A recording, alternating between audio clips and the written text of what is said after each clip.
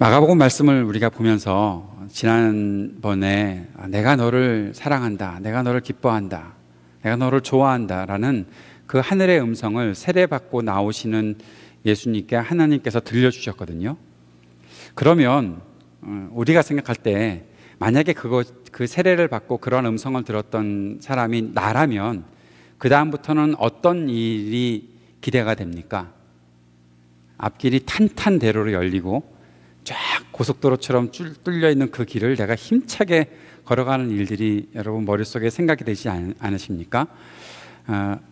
하나님이 나를 사랑하신다고 하셨는데, 하나님이 나를 좋아하신다고 하시는데, 그러면 뭐 지금부터야 더 이상 고민할 것도 없이 쭉 가기만 하면 되는 거지 라는 그런 생각을 우리 모두가 품고 있을 겁니다.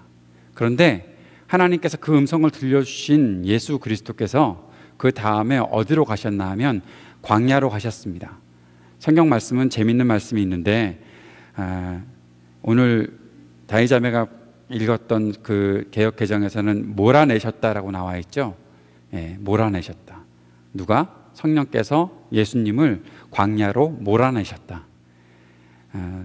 여러분 주보에 있는 세번역 성경에서는 내보내셨다. 어쨌든 성령께서 예수님을 광야로 보내셨다라는 겁니다. 광야가 더 길이 쫙 뻗어 있으니까 광야로 보내셨을까요? 광야라는 곳이 우리가 생각할 때 광야는 내가 원하는 곳이 아니잖아요. 우리가 죄송합니다. 제가 몇 달 동안 에임스 얘기를 계속해서 할 것 같아요. 여기서 완전히 생활에 정착이 될 때까지는 에임스를 할 것 같은데, 에임스에 와서 살면서 모든 것들이 이렇게 잘 갖추어져 있으니까 지금까지 제가 살고 있는 것이지 만약에 뭐 하나 하려고 그래도 주변에 아무것도 없고 정말 시골 마을에 떡하니 학교하고 교회만 세워져 있는 그런 곳이라면 뭐 어떡하지? 계속 고민할 것 같아요. 어떡하지? 라는 그런 생각을 할 것 같아요. 아마 처음으로 그 에임스에 도착을 해서 쭉 여기까지 올 때 뭐 두모인 공항에서 내렸으면은 그나마 조금 나을지도 모르는데, 차를 타고서 오는 사람들이 저 어디 텍사스에서 오든지 어디 좀 어디 오하이오에서 오든지 이렇게 어디서 오다 보면 도대체 이곳에 사람이 왜 살지? 뭐 그런 생각을 할지도 몰라요. 하늘에서도 이렇게 내려다보면서 뭐지? 어디로 나를 데려가는 거지 비행기가? 뭐 그런 생각을 할지도 모르잖아요. 근데 와서 보니까 그나마 이렇게 살만한 곳이 있고 예쁘고 또 뭐 먹을 것도 이렇게 주변에 가까운 곳에 많고, 계속 가까운 곳에 많고 그러니까 이렇게 우리가 살고 있잖아요. 광야에 지금 예수님께서 나아가시는 광야에는 먹을 것이 있는 곳이 아니에요. 뭐 집이 있는 곳도 아니에요. 왜 예수님을 그렇게 광야로 내모셨을까요? 이집트에서 하나님께서 백성들을 해방시켜 주셨다고 하셨습니다. 야, 이제 나를 예배드리러 내가 정한 땅으로 가자 해서 갔는데, 나가보니까 홍해를 만났는데 홍해까지 건너게 하신 것까지는 이해가 돼요. 어차피 나가면 홍해를 만나게 되는 거니까. 홍해를 건넜어요. 건넜으면 이제 뭐가 쫙 펼쳐져야 되잖아요. 지금 이스라엘에 가보면 이집트 땅을 홍해를 이렇게 건너면 금방 나타나는 그 이스라엘 땅은 굉장히 이렇게 예쁜 도시가 있습니다. 홍해 옆에는 굉장히 좋은 도시가 있거든요. 반짝반짝하는 그런 도시가 있어요. 당시엔 그런 게 없었을 거 아니겠어요. 그때부터 시작되는 것이 광야길이거든요. 그냥 광야예요. 그냥 광야예요. 아무것도 없는 곳. 오늘 본문에서는 짐승들과 함께 지내셨다라고 말씀하고 있어요. 짐승들과 함께 지내셨다. 굉장히 낭만적이십니다. 예수님은 짐승들과 함께 지내시고 무슨 짐승일까? 이렇게 양들이 막 있고 뭐. 여러분 그게 아니라 지금 맹수들과 함께 있는 거예요. 광야에 가끔 보잖아요. 하이에나들 뭐 그런 것들이 있을 거 아니겠습니까? 광야에 그런 짐승들, 맹수들이 있는 곳, 그곳에 예수님이 함께 계셨다. 그리고 또 한 가지 우리가 볼 수 있는 것은 광야에서 예수님이 겪으셨던 일이 있다는 거죠. 뭔가 하면 40일 동안을 광야에 계셨는데, 오늘 본문에는 정확하게 나타나지 않지만 그 속에서 예수님은 금식하셨어요. 굶으셨어요. 아무것도 못 드셨어요. 그런 시간들을 보내셨다는 거죠. 왜 예수님이 광야로 가셨을까요? 그리고 이집트에서 나온 사람들은 왜 광야라는 길을 가게 되었을까요? 여기에 아주 중요한 공통점은 하나님께서 광야에 있는 이집트에서 나왔던 이스라엘 백성들, 또 지금 오늘 우리가 본문에서 보는 예수님을 하나님께서 테스트하셨다는 것입니다. 하나님의 테스트가 그 속에 있다는 거죠. 크게는 세 가지의 테스트가 있었습니다. 이스라엘 백성들에게도 있었고 예수님에게도 있었습니다. 그 세 가지 테스트를 이스라엘 백성들이 겪었던 것이 있었는데 그 테스트를 그들은 다 통과하지 못했습니다.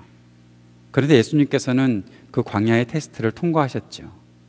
마가복음 본문에 나와 있지 않은 세 가지 시험이 마태복음과 누가복음에 나타나 있는데, 한 가지는 먹을 것에 대한 시험이고, 한 가지는 명예와 권력에 대한 시험이고, 하나는 예배에 대한 시험이었습니다. 이스라엘 백성들은 이 세 가지의 시험에서 다 탈락했습니다. 하나님께서 주신 먹을 것들이 있었거든요. 분명히 우리의 생활에 필요한 것들 하나님께서 다 주셨거든요.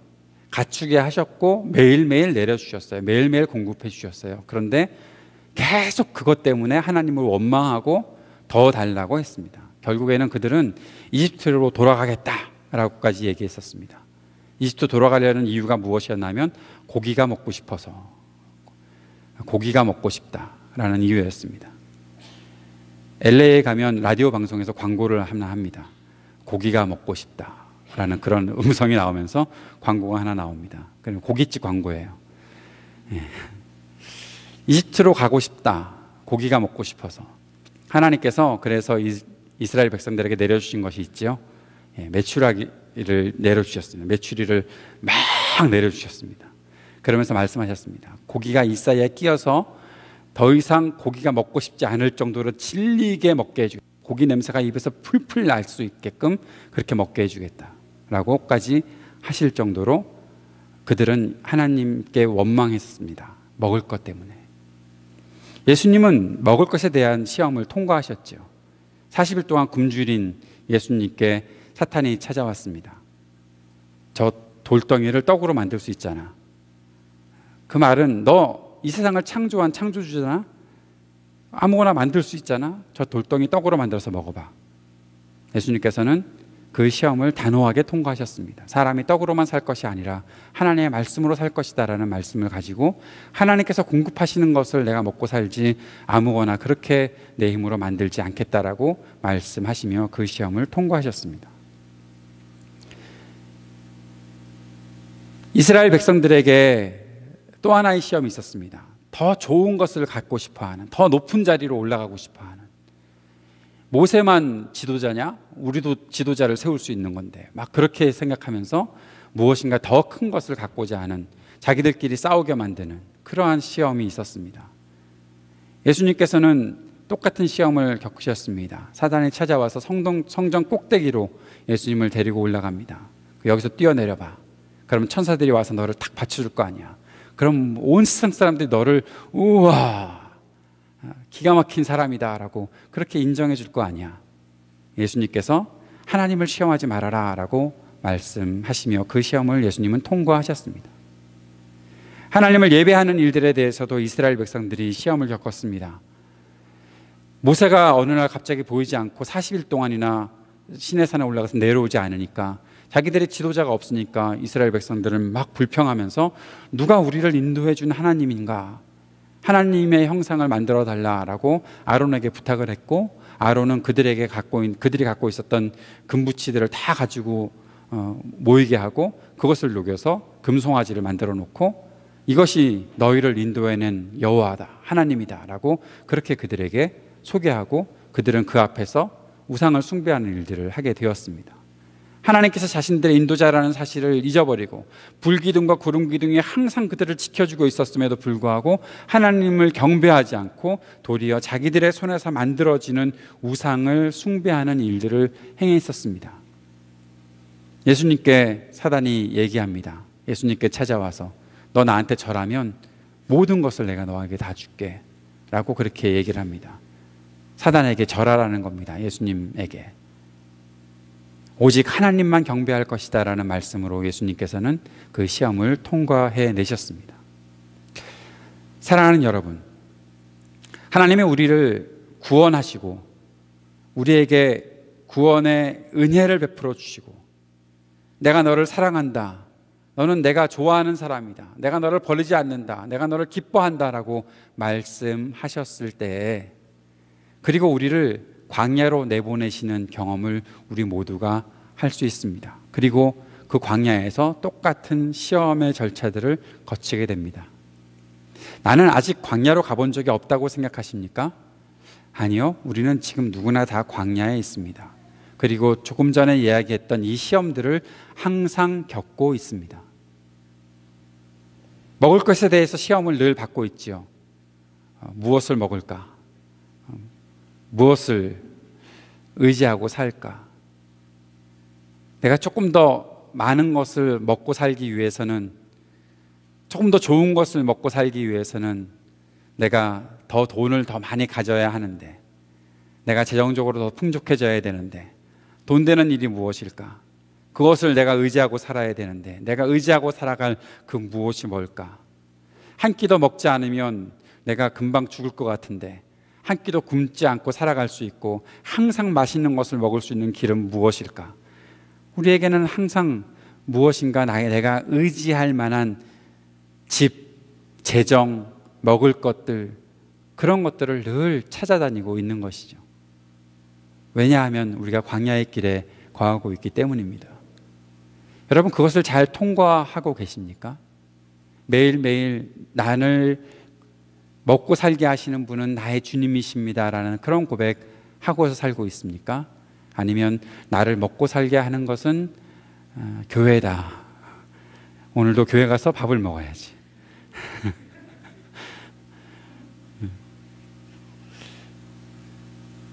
만약에 우리가 교회조차도 내가 밥 먹는 곳으로, 내가 굶지 않게 만들어주는 그런 곳으로 착각하고 있다면, 교회조차도 내가 그냥 내 삶에서 조금 더 풍요로움을 누릴 수 있는 어떤 곳, 내가 일주일에 한 번 정도는 내가 교회 가서 예배를 고급스럽게 찬양을 드리고 고급스럽게 말씀을 듣고 누구 못지않게 내가 좀 이렇게 살아가고 있다는 것들을 보여주고 있어, 내가 그 정도는 하고 있거든 이라는 생각으로 우리가 교회 생활을 하고 있다면, 우리는 교회에 나와서조차도 광야에서의 시험을 그대로 실패하고 있는 모습들을 가지고 있는 거예요.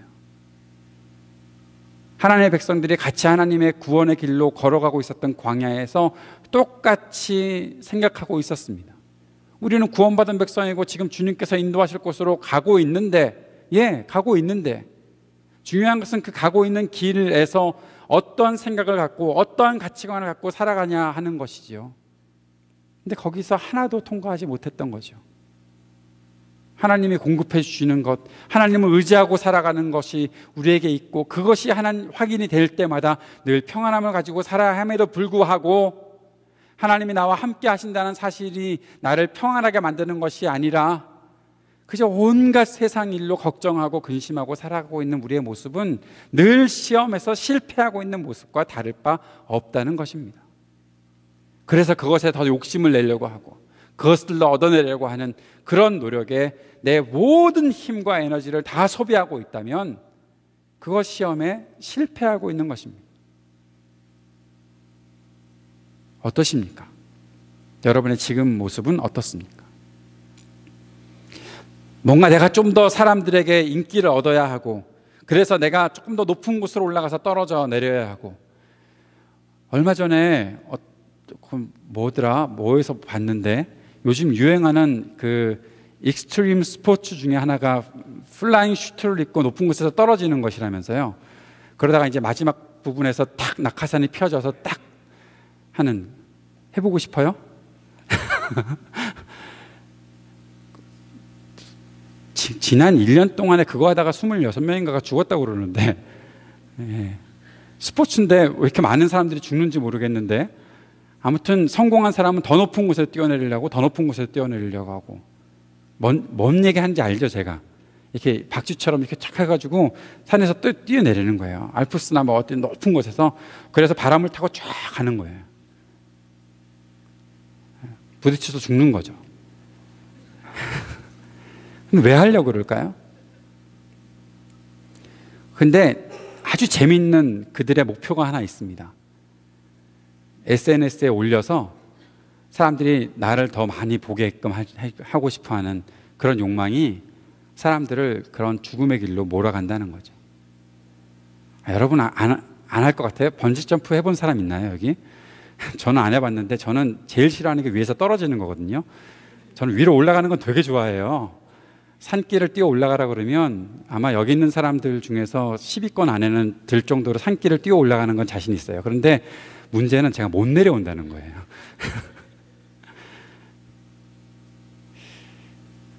왜 그런 일을 하려고 할까요? 결국 내가 더 높아지고 싶고 사람들에게 뭔가 좀 더 내가 더 낫다는 모습을 보여주고 싶은 것, 그거 아닐까요? 여러분 혹시 그런 목표를 가지고 지금 살고 있는 것은 아닙니까? 내가 조금 더 높은 곳에 가서 많은 사람들을 지배할 수 있었으면, 많은 사람들이 나를 더 인정해 주기를 원하는 마음 갖고 있고, 그렇게 살고 있다면 지금 우리가 걸어가고 있는 광야의 시험에서 우리는 다 지금 탈락하고 있는 중이에요. 내가 무엇 때문에 살아야 하는지, 내가 누구를 높여드리고 누구 밑에서 겸손하게 살아야 하는지를 잊어버리고 살아가고 있는 것이죠. 우상을 만들지 않습니까? 우리 집에는 아무 우상이 없어요. 송아지도 없어요. 아무것도 없습니다. 제가 LA에서 사역을 할 때 당시 지금 한 10년 훨씬 넘었을 거예요. 당시 82살이었던 할머니 한 분, 그분은 모태 불교 신자입니다. 태어날 때부터 불교 신자라고 그러셨어요. 그런데 그분이 교회를 나오셨어요. 예수를 믿으셨어요. 그리고 예수를 믿게 된 그 순간 다음날 집에 가셔서 집에 얼마나 불교용품이 많겠어요. 불교용품을 다 싹 정리해서 자기가 다니던 절에 가져다 줬대요. 나 오늘부터 어저께부터 예수 믿게 되어서 더 이상 이것들은 필요 없습니다. 그리고 절에 갖다 줘서 그 절의 스님을 상당히 황당하게 만들었다는 아주 유명한 사건이 하나 있습니다. 그리고 집에 제가 신방을 갔는데 곳곳에 뭐가 붙어 있었는지 아세요? 부적이 아니에요. 주기도문하고 사도신경과 십계명을 그때부터라도 외우시려고 식탁 옆에도 붙여놓고 냉장고 옆에도 붙여놓고 화장실에도 붙여놓고 하나님의 말씀을 듣고 살으려고 매일매일 새벽 기도에 나오시고 매일매일 하나님 말씀을 들으시려고, 더 들으시려고 그 말씀들 CD를 하나 항상 사가지고 가시고, 우리는 제가 보내줘도 안 듣잖아요. 매일 보내줘도 안 듣는데 그분은 매일매일 인터넷을 못하니까 CD를 매일 사다가 매일매일 말씀을 듣고 또 듣고 외우고 하나님을 섬기려는 마음 때문에 자기 집에 있었던 모든 것들, 내가 그동안에 우상 섬겼다라고 생각했던 그 모든 것들은 싹 치워버리고 오직 하나님만 섬기려는 그런 마음들을 가지고 계셨던 그 할머니, 1년 이후에 세례를 받으실 때 제가 얼마나 마음에 감동이 되었는지 모릅니다. 사랑하는 여러분, 우리에게는 오직 하나님만 섬기겠다는 그런 마음이 있습니까? 하나님의 말씀으로만 살고 하나님께만 경배하고 내가 다른 것들을 우상 만들지 않고 다른 것들을 내가 섬기고 다른 것들에 나아가지 않고 살겠다는 그러한 마음 가지고 주님 앞에 오늘도 예배 드리는 것입니까? 아니면 이 예배 드리는 것조차도 어떠한 나의 삶의 도구로 만들어서 하나님조차도 어떻게 하면 내가 잘 되는, 내가 조금 더 세상에서 많은 것들을 갖게 하는 그러한 도구로 전락시키고 살아가려는 그런 모습들 혹시 가지고 있는 건 아닙니까? 광야에서 이 세 가지 시험 잘 통과하고 계십니까? 지금 여러분의 그 광야 생활에서는 말이죠. 싫던 좋던 우리는 이미 광야에 들어와서 살아가고 있는데 이 속에서 그 테스트들을 우리는 어떻게 통과하고 있는가요? 사랑하는 여러분, 좌절할 필요 없습니다. 그렇게 실패했던 이스라엘 백성들의 그 실패를 회복시켜 주기 위해서 예수님께서는 광야로 가셨습니다. 그리고 그 광야에서 이 모든 시험들을 다 겪어내시며 다 통과해내십니다. 예수님이 왜 그 광야의 시험을 통과해내셨을까요? 하나님이신 예수님께서 시험을 왜 받으셨고 하나님이신 예수님께서 그 시험을 이기셨다고 말하고 있고 그것이 복음으로 기록되어져 우리들에게 전달되는 이유가 무엇입니까? 우리도 이제는 이길 수 있다는 겁니다. 사랑하는 여러분, 마음속에 한번 다짐하고 한번 속으로라도 목소리를 내서라도 한번 외쳐봅시다. 나는 시험에서 이겼다. 내 안에 계신 예수께서 그 시험을 이기신 것, 내가 의지하고 주님처럼 담대하게 선포하면 우리는 시험을 이기며 살아갈 수 있는 사람이 되는 것이죠. 세 가지 고백이 필요할 것 같습니다. 나는 오직 하나님만 신뢰한다. 나는 오직 하나님만 경배한다. 나는 오직 하나님의 약속을 붙잡고 산다. 그 세 가지를 우리가 갖고 있으면 우리는 시험을 매일매일 통과해낼 수 있습니다. 따라해 볼까요?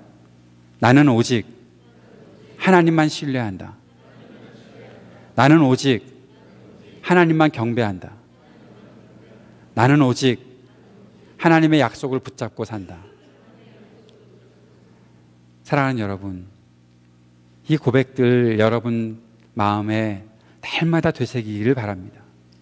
세상이 여러분을 어떻게 흔들어댄다고 하더라도 이 고백은 변치 않고 주님 앞에 드릴 수 있는 여러분이 된다면 여러분은 모든 시험을 잘 통과해낼 수 있습니다. 또 한 가지 있습니다. 여러분 혼자서 그 광야길을 가고 있지 않다는 거죠. 예수님이 광야에 계셨을 때 마가복음에 아주 기가 막힌 문장이 하나 있습니다.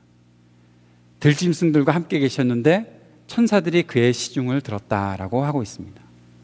천사들이 예수님 시험 당하는 거에 옆에서 힌트를 주는 게 아닙니다. 이렇게 대답하셔야 돼요. 우리는 자꾸 우리 뭡니까? 우리 뭔가 조금이라도 힌트 시험 보다가 자꾸 다른 거 이렇게 자꾸 보려고 하는 그런 마음들이 있어서 그렇게 준 것은 아닐까 생각하는데 천사들은 그냥 보고 있었어요. 예수님이 시험 당하는 것들을 보고 있었어요. 그런데 들짐승과 함께 있을 때 예수님을 잘 보호해 주었던 그런 천사들이 있다는 것이죠. 예수님을 시중 들어 주셨던, 예수님이 끝까지 잘 걸어갈 수 있도록 지켜주셨던 그런 천사들이 함께 예수님과 있었다라는 것입니다. 우리의 삶에도 그런 천사들이 동행할 수 있습니다. 그런데 눈에 안 보이는 그런 천사들보다 더 좋은 존재들이 있다는 사실을 기억하고 있습니까? 바로 우리들이 옆에 있다는 거예요. 우리가 함께 있다는 거예요. 함께 믿음을 고백하는 교회 공동체가 있다는 거예요. 함께 믿음을 고백하고 찬양할 수 있고 그 믿음의 길을 서로 보여줄 수 있는 하나님의 사람들이 우리 옆에 있는 거예요. 예수님은 광야에서 혼자서 거하시고 천사들의 시중을 받으실 수밖에 없었지만 지금 우리들은 함께 믿음을 고백하는 믿음의 형제자매들과 같이 지내고 있다는 것이죠. 시험을 겪는다고 너무 외로워하지 마십시오. 우리가 함께 있습니다. 이 힘든 시간들을 내가 거하고 지내고 있다고 너무 원망하지 마십시오. 우리가 함께 있습니다. 옆에 있는 분에게 한번 물어볼래요? 너 내가 광야의 시험을 당할 때 옆에 계속 있어 줄 거야? 같이 한번 물어봐 볼래요?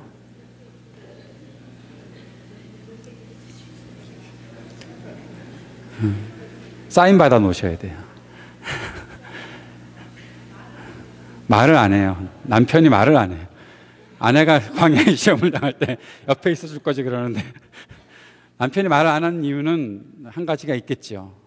나도 힘들어 죽겠는데 지금 너하고 함께 있어 줄 시간이 있겠냐. 예. 남편들은 속으로 얘기해요. 속으로. 그래, 함께 있어 줄 거야. 그걸 뭐 남사스럽게 내가 말을 해야 되겠냐. 사랑하는 여러분, 이런 광야의 시험을 겪고 난 이후에 예수님께서 하나님 나라를 선포하셨습니다. 하나님 나라는 하나님의 통치를 말하는 겁니다. 하나님께서 다스리시는 것을 말하고 있습니다. 따라해 봅시다. 하나님 나라는 하나님의 다스리십니다. 예, 하나님의 다스리심, 하나님께서 우리를 다스려 주시는 것, 그것이 하나님 나라입니다. 우리가 바라보는 천국도 하나님 나라이지만 지금 우리가 하나님 나라의 그 통치를 받고 경험하고 살아갈 수 있습니다. 그런데 그 하나님 나라의 통치가 올 때 우리가 반응해야 될 것이 하나 있지요. 그것은 바로 회개하는 것입니다. 회심하는 것입니다. 우리가 돌이키는 것입니다. 내 삶에 의지하고 살았던 것, 아까 시험 당했을 때 그런 어떤 시험에 여러 가지 테스트가 다가올 때 그것에서 내가 세상의 가치, 세속의 가치를 의존하고 살았던 것들을 돌이켜서 하나님께로 가는 겁니다. 하나님의 법칙대로 살겠습니다 라고 고백하는 것이 바로 회심입니다. 그렇게 살아가는 사람들은 하나님 나라를 경험하고 살아갈 수 있습니다. 사랑하는 여러분, 저는 오늘 여러분이 하나님 나라의 통치를 맛보게 되기를, 그리고 날마다 그것을 경험하며 살게 되기를 주의 이름으로 축복합니다. 세상의 가치가 이 땅에서 가장 좋은 것이다라고 말하고 있을 때 아니다, 나는 하나님 나라의 가치를 추구하며 살 것이다라고 고백하는 여러분 될 수 있게 되기를 바랍니다. 그런데 그 말씀 이후에 이어지는 제자들을 부르시는 사건이 오늘 우리가 조금 더 초점을 맞춰봐야 될 한 가지입니다. 제자들을 부르셨습니다. 이 사람들이 잘못 걸린 것 같습니다. 왜냐하면 왜 예수님이 거기로 걸어가시다가 이들을 먼저 부르셨는지 모르겠는데 안드레와 또 시몬, 베드로죠. 시몬이라고 말하는 사람은 베드로인데 베드로, 그리고 야고보와 요한, 동업자들입니다. 아마 야고보와 요한의 아버지 그 세베대가 굉장히 크게 그 어업을 하고 있었던 것 같아요. 그 속에서 같이 동업을 하고 있었던 어부들이었는데 예수님께서 가다가 부르셨습니다. 나를 따라오너라. 내가 너희를 사람을 낚는 어부가 되게 하겠다. 그렇게 예수님께서 말씀하셨다는 거죠. 광야의 길에서 시험을 받으셨던 예수님, 그리고 하나님 나라를 선포했던 예수님께서 제 아들을 부르고 계십니다. 내가 너희를 사람을 낚는 어부가 되게 하겠다. 그때 제 아들이, 이 4명의 어부들이 자기 것들을 다 버려두고 예수님을 따라가는 장면이 오늘 말씀에 기록되어 있습니다. 여기서 두 가지를 우리가 살펴보아야 합니다. 한 가지는 예수님께서 제자들이 필요하셨다는 것입니다. 사람들이 필요하셨다라는 것이죠. 하나님 나라는 예수님이 혼자서 즐기는 곳이 아닙니다. 하나님 나라는 하나님이 통치자이시고 그냥 하나님이 원하시는 것들을 마음대로 할 수 있는 곳이 하나님 나라가 아닙니다. 하나님 나라는 하나님께서 사람들을 위해서 만들어 놓으시고 세워가시는 곳이 바로 하나님 나라입니다. 그 하나님 나라를 우리들에게 맛보게 하시려고 준비하고 계시고 그 나라를 시작하셨습니다. 하나님의 그 영광을 경험하고 하나님과 함께 살아가는 영원한 생명을 누리게끔 하시려고 하나님 나라를 우리에게 주시는 것입니다. 이 세상에서의 불의와 이 세상에서의 고통들을 다 씻어주시고 하나님의 정의와 하나님의 사랑과 하나님의 긍휼이 선포되는 곳, 그곳을 우리에게 맛보게 해 주십니다. 그것이 바로 하나님 나라입니다. 그래서 하나님께서는 예수님을 이 땅에 보내셨고 예수님이 하나님의 사람들을 불러낼 수 있도록 지금 그 역사를 시작하시는 것이죠. 오늘 말씀을 잘 보십시오. 내가 너를 사람을 낚는 어부가 되게 하겠다. 그 말은 무엇입니까? 하나님 나라를 선포하시는 예수님께서 사람들을 모으시겠다는 거죠. 사람들을 모으시겠다. 그냥 예수님이 마음대로 하는 그런 나라로 끝나는 것이 아니라 그곳에 사람들을 모으시겠다. 그것에 필요한 제자들을 불러내고 계시는 것입니다. 사랑하는 여러분, 이 하나님 나라에 대한 소망을 갖고 살아갈 수 있게 되기를 바랍니다.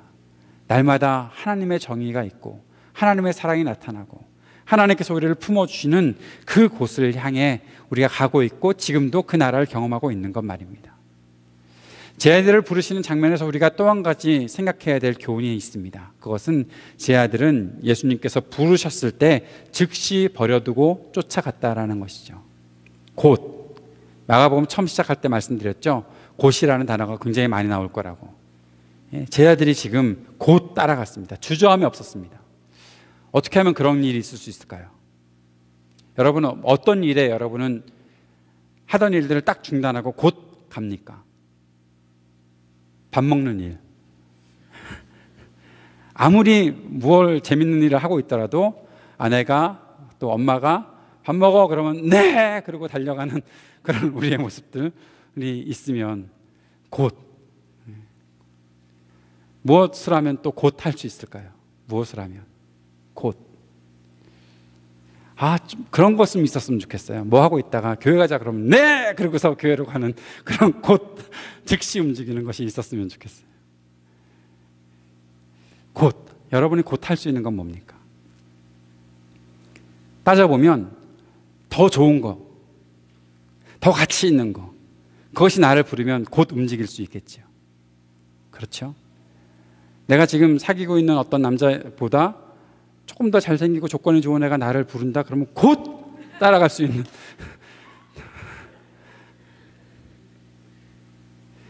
그러지 마세요.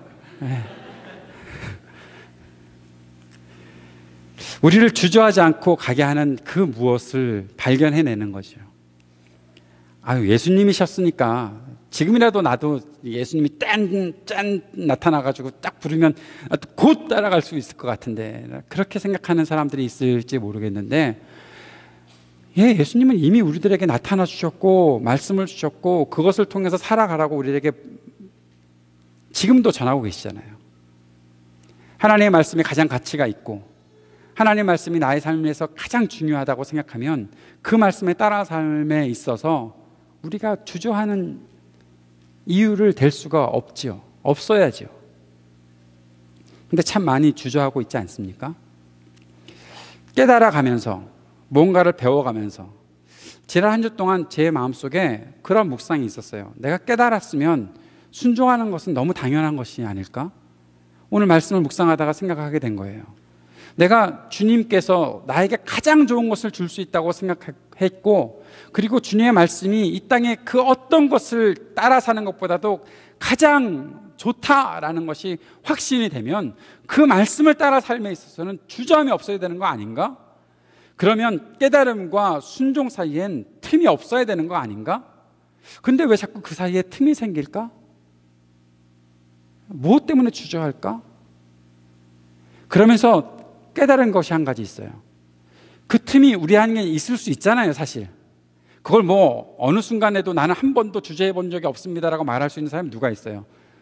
저도 그랬을 것 같은데. 계산해보고 맞춰봐야 되는 거 아닙니까? 그래 놓고 이제 따라가는 거죠. 그런데 한 가지만 더 생각을 해봤어요.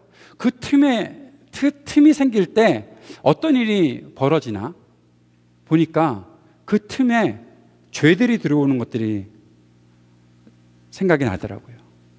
주저하면서 그 속에 뭔가 이상한 것들이 자꾸만 생기는 것들을 보게 되더라고요. 그 죄가 만들어내는 것들이 있어요. 핑계를 만들어내요. 야, 너 핑계 대야 돼 지금. 빨리 못 쫓아가고 있는, 즉시 못 쫓아가고 있는 핑계를 빨리 만들어내. 빨리. 여러 가지 여건이 어려워서요. 지금 내가 겪고 있는 이 시간이 너무 힘들어서요. 조금 있다가요. 아직까지 내가 확신이 없거든요. 그러니까 조금 있다가요. 뭐 별별 핑계를 다 대면서 그 틈에다가 차곡차곡 채워놔요. 근데 그렇게 만들어지는 핑계들은 이상하게 거짓으로 바뀌어요. 거짓말로 바뀌어요. 왜냐하면 이미 내가 그것을 극복할 수 있다고 주신 광야의 시험을 내가 다 통과했으니까 너도 통과할 수 있어 라고 예수님께서 말씀하셨는데, 그 사실을 내가 인정하지 못하는 거잖아요.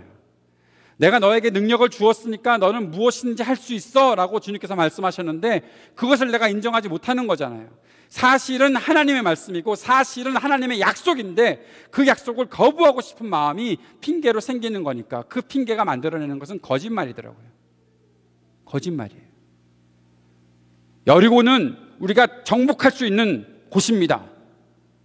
그것이 사실인데 하나님께서 우리에게 주신 것이니까, 주신 땅이니까 그것이 사실인데, 가봤더니 너무 사람들이 크고 아주 그들과 싸우면 우리는 못 이깁니다.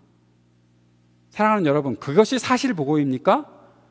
아니에요. 그건 거짓말이에요. 왜냐하면 하나님께서 보여주신 약속을 생각하지 않는 것이니까요. 우리에게 사실은 하나님의 말씀이에요. 하나님의 말씀이 우리 속에서 역사하는 것이 사실이에요. 우리는 그것을 가지고 가야 되는 거예요. 거짓말하면 안 돼요. 핑계대다 보면 거짓말하게 되는 거예요. 없애려면 어떻게 해야 됩니까? 없애려면 즉시 따라가야죠. 부르시면, 깨달았으면 즉시 순종해야죠. 하나님의 길이 분명하면 그 길을 따라가는 것에 있어서는 조금도 망설임이 없어야죠. 사랑하는 여러분, 여러분이 주저앉지 않게 되기를 주의 이름으로 축복합니다. 제자의 삶은 그렇게 살아가는 것입니다. 우리를 부르셨을 때 주저하려는 마음들, 핑계대려는 마음들 버려놓으십시오. 여러분, 광야는 그렇게 걸어가는 거 아닙니다. 광야는 핑계대면서 갈 수 있는 곳이 아닙니다. 광야는 거짓말하면서 갈 수 있는 곳이 아닙니다. 광야에 가면 다 내려놓고 가야 되는 겁니다. 즉시 가야 되는 겁니다. 사막을 통과하는, 사막에서 랠리를 하는 차들을 본 적이 있습니까? 사막을 운전해서 가려면 그 길을 가는 차들의 바람을 뺍니다. 타이어에서 바람을 조금씩 뺍니다. 그렇게 해야 타이어가 겉돌지 않고 잘 갈 수 있기 때문에 그런 것이죠. 우리는 얼마나 많은 바람이 들어와 있는지 모르겠습니다. 우리 속에 얼마나 많은 틈들을 가지고 있는지 모르겠습니다. 우리 속에 갖고 있는 수많은 거품들, 수많은 핑계들, 수많은 거짓들, 하나님의 말씀을 들었음에도 불구하고 하나님께서 우리에게 깨닫게 해주시는 것이 있음에도 불구하고 자꾸만 주저하고 가지 않으려는 그러한 모습들이 얼마나 많은지 모릅니다. 그거 다 내리고 버리고 빼버려야 합니다. 그리고 즉시 나아갈 수 있는 사람이 되어야 합니다. 그것이 하나님 나라를 경험하는 길입니다. 광야에서도 하나님 나라를 경험하는 길은 깨달았을 때 즉시 순종해 나가는 길입니다. 그렇게 살아가는 사람은 결코 광야를 피하지 않습니다. 우리의 삶에서 또 어떤 순간 우리가 어떻게 광야의 모습들을 만날지 모르지만 두려움 없이 당당하게 피하지 않고 부딪혀 나가고 결국에는 다 통과해내는 그런 하나님의 사람이 될 수 있을 것입니다. 저는 우리 교회의 모든 사람들이, 우리 모든 교우들이 그렇게 당당하게 광야로 전진해 나아가고 그 광야를 통과해내고 하나님 나라의 완성됨을 볼 수 있는 그런 신앙인들이 될 수 있기를 주의 이름으로 축복합니다. 함께 기도합시다.